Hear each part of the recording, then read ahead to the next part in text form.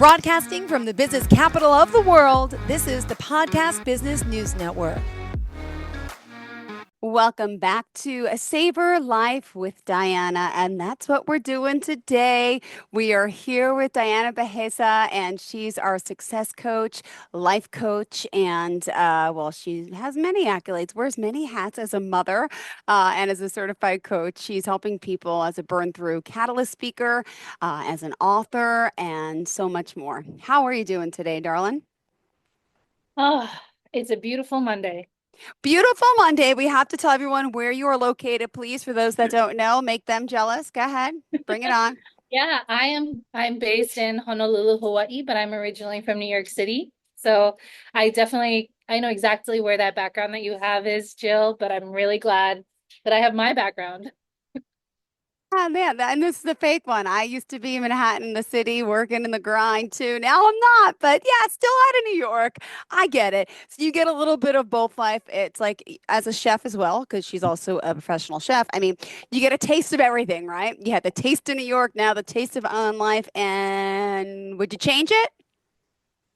No, there's a lot that seemed bitter or like not like what I wanted on the way, but I'm really grateful for what I've been able to do with the challenges I've been handed type of thing. Beautiful. Well, thank you for being here. Excited that you're back. And for today, I know we have another great episode in store, and it's why doing your best isn't enough. That's today's topic. We're going to talk about that, and maybe she'll give us some pointers on what we should be doing instead. Go for it, Diana. Yeah, well, so I think that a lot of times we may be saying to ourselves, I'm doing my best, but are we? It's a good I, excuse sometimes. yeah, sometimes I Guilty. think that like I think that we want to just check ourselves and figure out like are we actually being compassionate to ourselves or are we just keeping ourselves stuck in our comfort zone? Because we don't want to allow something that is intended to give us grace to just give us a free pass to not reach our full potential. So, Mm-hmm. um, a lot of times, right, like, especially for the type of clients that I work with, there is a high level of excellence. There's a lot that we've achieved. There's all these different things. And there can be this sense of complacency that begins to build where we're like, I've done enough.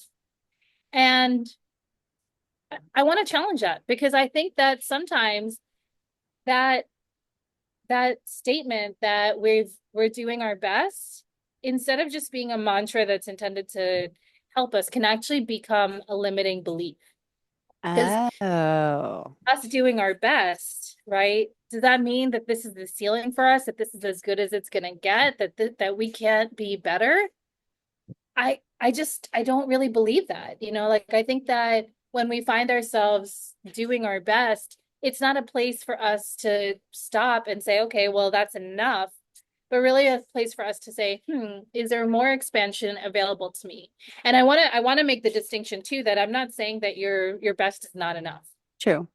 I'm saying that we just want to check ourselves, right? Like so again, I'm talking about this in a way where these are next level skills, right? If you struggle with self-compassion, like completely, like you don't know how to do any of it, you want to develop that skill. But you also, as you develop that skill, need to develop the nuance of like, am I really doing my best? Am I really doing enough? Or am I just doing as much as I know how to do right now? And is there more available to me?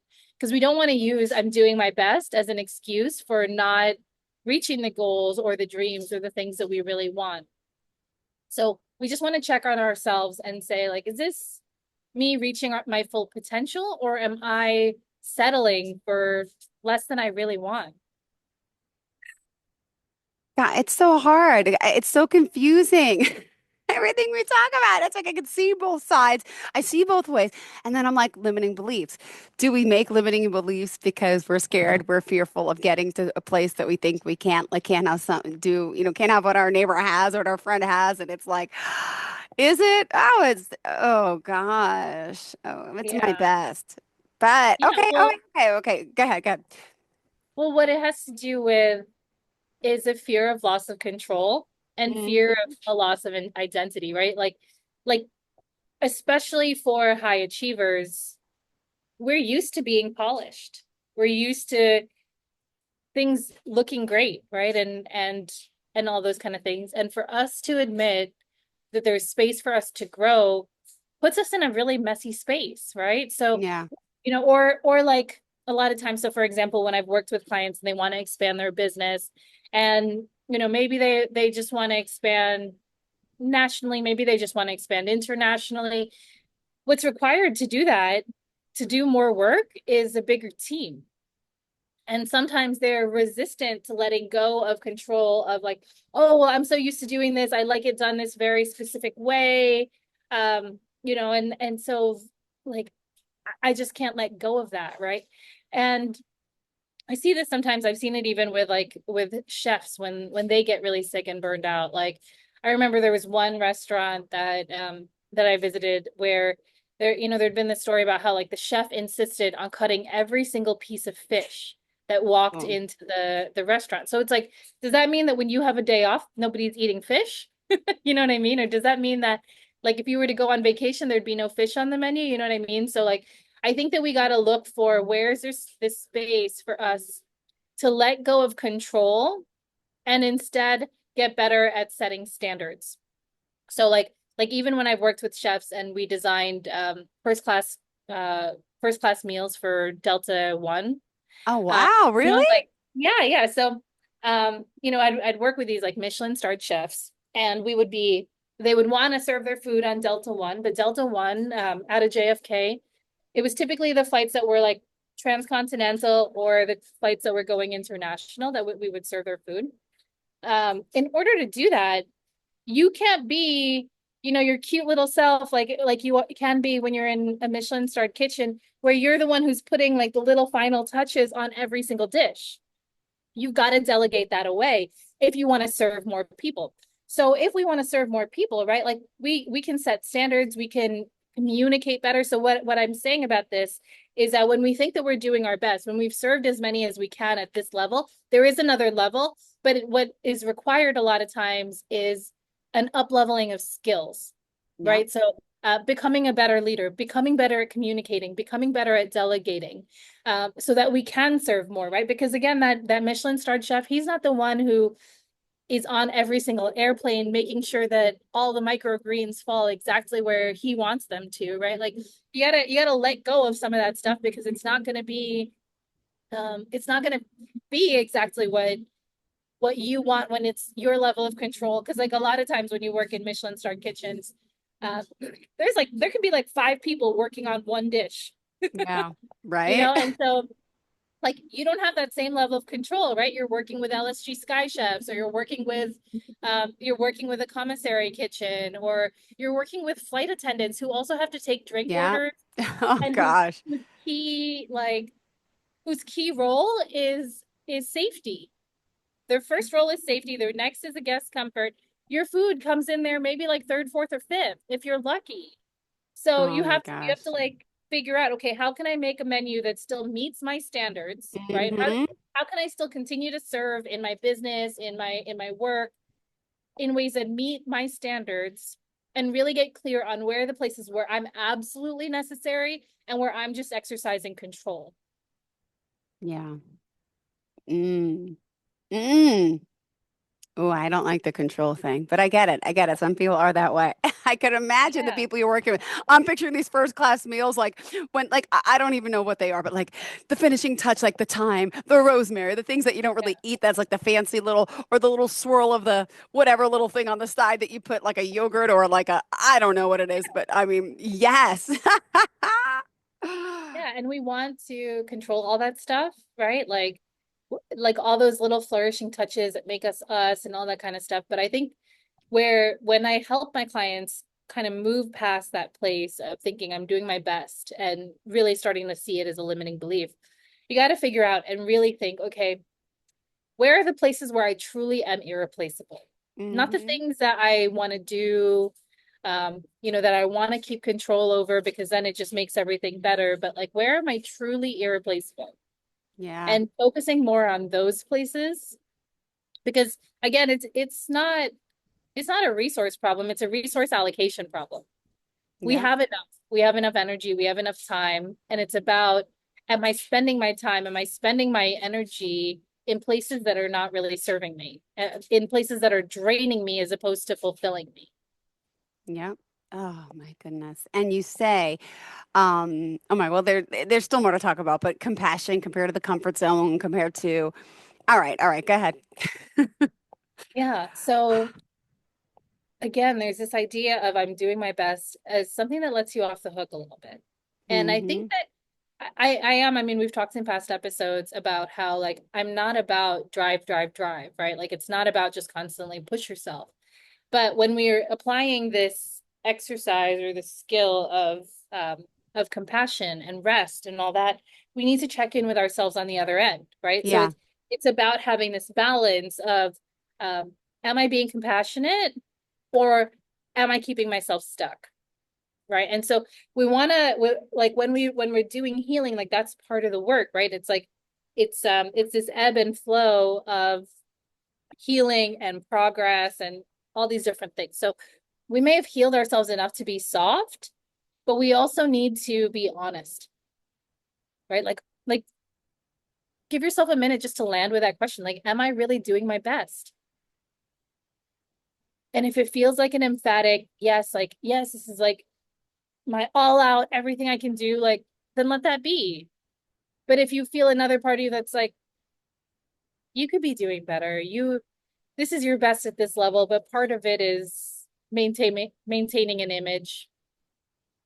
Part of it is you holding yourself back. Like, like just listen, because you know. I believe that we know. And so we just again, this is just an exercise in asking that question, right? So like ask yourself and find out. I'm not saying it's one or the other, because a lot of times we are doing our best, but growth does never feel like ease. It doesn't feel easy, right? Like a lot of times it feels like resistance. It feels like, oh man, I'm hitting up against a wall. It feels like I can't get any further. And there can be space to pause, but there's also space to lean in. And so the only way that we're going to know that is if we check in with ourselves. We check in with ourselves, see like, is this space for me to take a break or just to accept that this is what it is? Or am I unwilling to accept this?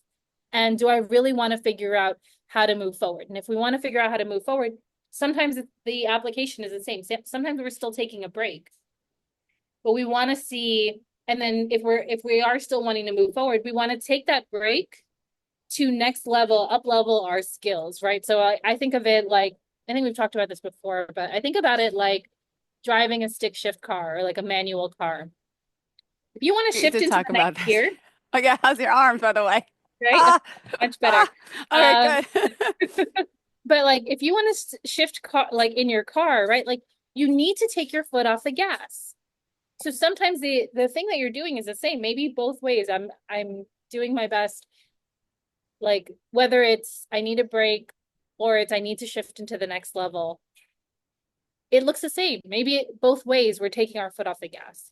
Yeah. But in one situation, maybe we're taking our foot off the gas and then we're just reapplying a little bit more pressure again to keep ourselves coasting. But if you don't want to just coast, if you want to go faster, farther than you've ever been before, then you want to shift into the next gear.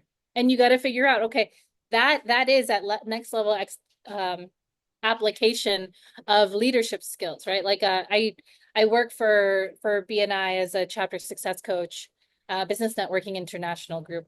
And a lot of times when I work exclusively with the executive leadership teams, and when I work with them, I always tell them, and I always remind myself when I'm in one of those roles too, like, I don't know how this role is going to grow you, but it's going to grow you as a leader. Mm-hmm. You're going to grow your communication, you're going to grow your something, delegation, something, but like somehow this role is going to grow you. And that's what I believe is the opportunity that we have when we feel like we're just doing our best and things are not moving as much as we want. So again, it's like it's this understanding that real compassion is not going to allow us to shrink, right? It's not asking us to shrink. It's inviting us to stretch, right? Yeah. And Have you ever practiced yin yoga, Jill? No, I don't even know what that is. Okay. What is that? So it's a really, really soft form of yoga, right? So like instead of like moving from like one pose to the next pose and then the next pose and then the next, right? What you do is you actually hold poses Mm-hmm. and you hold them for a really long time, like about 3 minutes. And the idea is that it gets into your like deeper muscles, your myofascia. It releases like bigger structures in your body because you're holding it. But when you do that, you actually don't want to stretch yourself to your absolute limit. You stretch yourself to like maybe 50 or 60%. And so I love this practice because for me, I think it's a lot about finding balance, right? Between stretching to your absolute limit where you're pushing yourself and stretching yourself enough to allow your body to open. And it's crazy because like you could be stretching your legs, for example, and you're just like standing with like your legs up and you're maybe your foot's on a strap and like you're just holding it and it doesn't even feel like it's a lot of work, but somehow like you're able to release all this tension in your muscles and like after the 3 minutes, even though it doesn't seem like you're doing a lot of work, you're actually able to like increase your range of motion. You find all this like freedom and flexibility in your legs. So the same is true when we're using um this like nuance of discernment to figure out how to stretch safely, right? Like stretching does not always have to be something where you're like pushing your body to the limit and like because actually a lot of times when you're doing that, when you're stretching yourself and you're applying force, your body will naturally, to protect itself, um what's it called? What's the word? Kind of like tighten back up because it doesn't feel safe in that stretch. So yin by contrast allows you to get into that stretch, but to do it in a really comfortable way and where the body actually naturally opens up as opposed to like, being pushed to open up. Well, it's, this is something, how do we describe this? I mean, it goes in every walk, every aspect of every life. So anyone listening can really empathize and relate to this conversation. And then people also want to know, well, how do we do it? How are we going to get better? How are we going to improve? And it is hard getting out of that, the day in, the day out, the mundane, the comfort zone, as you say. Yeah. And this is, by the way, I forgot because we've just been talking, but we're with Diana Bejasa. I always get to tell people we're already halfway through the Burn Through Catalyst coach speaker. That's who you're listening to today, live from Honolulu, Hawaii. She is world renowned and she can help you in so many different chapters of your life, whether it's new careers, whether it's boosting confidence, gaining energy, helping you through some of the tough times, even relationships. And she's joining us today and she can help you manifest your dreams as well. So we're talking about, doing your best and, well, why sometimes we say we're doing our best, but, maybe that's not enough. Maybe it's an excuse. What should we be doing here instead? So, Diana, as we continue the conversation, we still have 10 minutes left. Let's talk more, towards the end goal, right? And that finish line. And, tell me the comparison with the finish line and the starting point and how and where we're going to go with this. Yeah. So ultimately, we've done some self-love work and we're at a crossroads. To say I'm doing my best means that we've done a little bit of self-love work, right? We're learning to accept ourselves, we're learning to embrace the progress that we've made. And we get a choice. Do we let it be that, or do we take ourselves farther? And it's a choice. Like you can stay where you are. You can do no more. You can just accept the comfort zone. You can accept the complacency of where you're at. But if you feel yourself drawn towards growing more, becoming more, using this as a stepping stone to your next level, you get to decide again if this is your finish line or your starting point. So your best, your current level, this is you're at your current capacity. You're not Mhm. at your lifetime capacity. Yeah. This is a moment when you notice you're doing your best, right? Like for example, if you were to blow up a balloon, right? As much as you blew up the balloon right there, that is the best that you could do right there. That does not mean that's the best you could do ever. You can continue to stretch and blow up that balloon, right? So just because you are as stretched as you can be does not mean that you cannot stretch more. It's simply a matter of calibration. So when it feels like we've tried everything, that's probably space for us to look at what we haven't tried yet, right? If we're really wanting to use this as the starting point, if we're really wanting to use this as a launching pad, as opposed to looking at it like a finish line. And a lot of times, right, like if you think about it, when we hit a wall, sometimes like we want to quit, we want to give up, we want to stop. And what I think is it's not something for us to tell us that we're necessarily done. It can mean it's actually time for us to explore our next edge, right? Yeah. And my big thing about this, about doing your best, is a lot of times people choose to put a period there where I think a comma belongs, right? Like, so yes, you are doing your best, and you get to decide if this is a period or a comma. Oh. Right? Because to or me, a dot, dot, dot. or a dot, dot, dot, or an M dash, or whatever, Yes. whatever punctuation you like. But you get to decide if this is the end or just the beginning.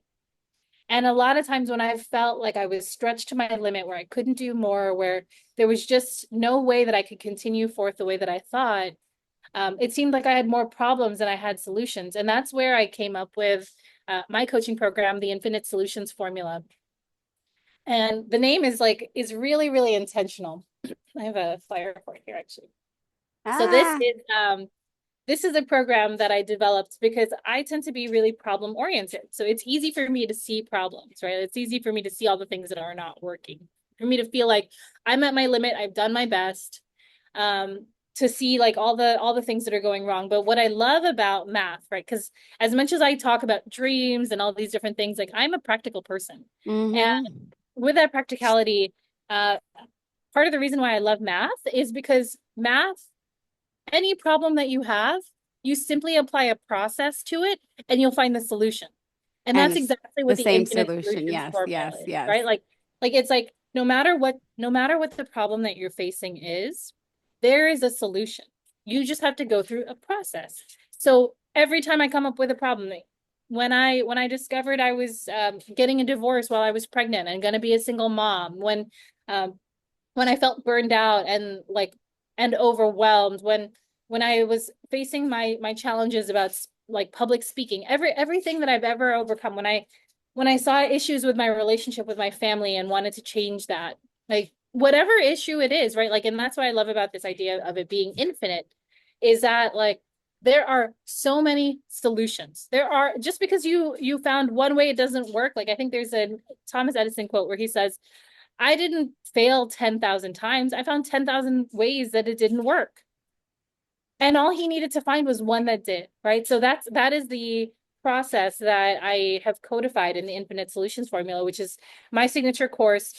It's a process that I take all my clients through to get out of where they are and into where they want to be. Because what I find is that once you've done it, it's just like a math problem. Once you've figured it out and done it one time, you can do it over and over and over again. So rather than this being your best and stopping here, this might call to you and be like, yeah, like, what if this was my launching point? Yeah.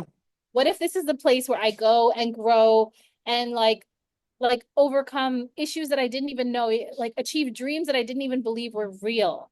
And like for me, that speaks really deeply to me, because when I was burned out and sick and I was working as a chef and I had chronic illness and autoimmune disease, I didn't think that there was any more. No. But when I learned, when I worked with my mentors, as I was forming this formula, since then I've become an international speaker, an author, like moved to Hawaii, like become a mom, like transform my relationship with my family, like transform my health, like where the things that were holding me back before don't hold me back in the same way. So what if, instead of this being your best, what if your best right now isn't telling you can't do more, but is simply showing you your limitations, and your opportunity here, if you choose to take it, is to turn that into a small world, into a comfort zone that you grow past. It gets to be our choice. Wow.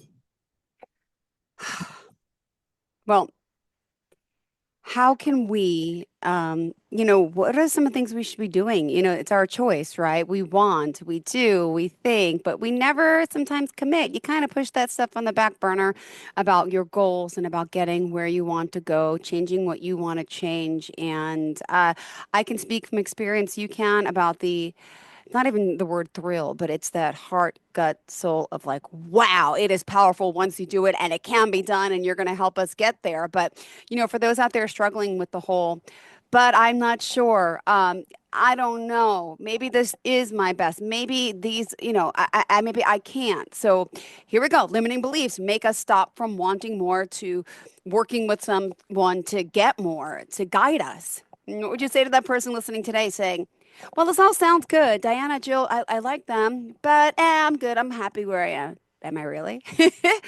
Come on, people, get with the program. And spring is here. And there's just something about spring in the air, Diana, that gets me going. I don't care where you live, even though she's in Hawaii, if you didn't hear that. But I don't know. There's an extra spring in my step, and I think most people's because it's like the time of renewal. Even if you look at religion, whatever religion, it's a renewal season, Yeah. So when you hear that voice that's saying, but I can't, but I'm not sure, all those different things, you want to check that voice because there are two voices in your head and they can sound really similar. One is the voice of your limiting beliefs that are keeping you small and stuck where you are. And one is a voice of expansion. And you got to listen and think like, is this voice keeping me where I'm at? Or is this voice supporting me? Like when you say I'm doing my best, Yep. you're really doing your best. Mm-hmm. The voice that comes out is a voice of calm. It's like, yeah, I'm doing my best. There's a voice, there's like a sense for me of like satisfaction behind that knowledge of I'm doing my best. Yeah. But if I'm doing my best and like doesn't sit right with you and it's accompanied by a voice that's like, oh, you see, there's this problem, there's that problem, there's this problem, that's why I'm doing my best. Those are excuses. Totally. And you can only have one. You can either have excuses or you can have results. And you Mm-hmm. get to choose. Like all of us get to choose. So at the end of your life, because I think about the end of my life like all the time, especially as a 9/11 survivor, what are you gonna have? Are you gonna have excuses or are you gonna have Or results? And which one do you really want, right? Because as long as you let your excuses win, as long as you keep reinforcing them, I can't because of this, I can't because of that. I mean, I'm a single mom. Like, you know what I mean? I have a lot of excuses. I have a lot of reasons why I can't. And I've turned them into reasons why I will. So you wow. get to decide, like Perfect. again, it's not that it's easy, but it's that it's worth it, right? Like I think there's this thing I've seen before where people say, like staying stuck in your comfort zone is hard. Moving into your growth is also hard. You get to choose your hard. Wow. Which hard are you going to choose? And which one is the one that you're ultimately going to be more happy that you chose in the end? Perfect. Beautifully said. Sorry, we are out of time, Diana.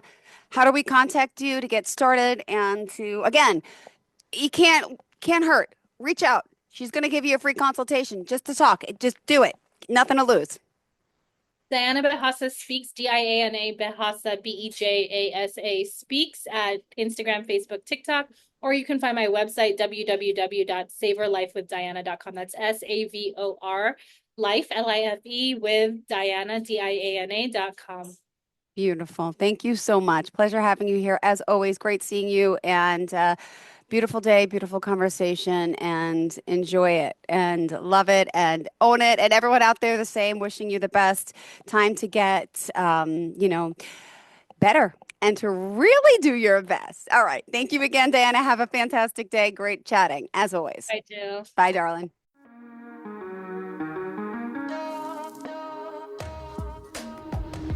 Broadcasting from the business capital of the world, this is the Podcast Business News Network.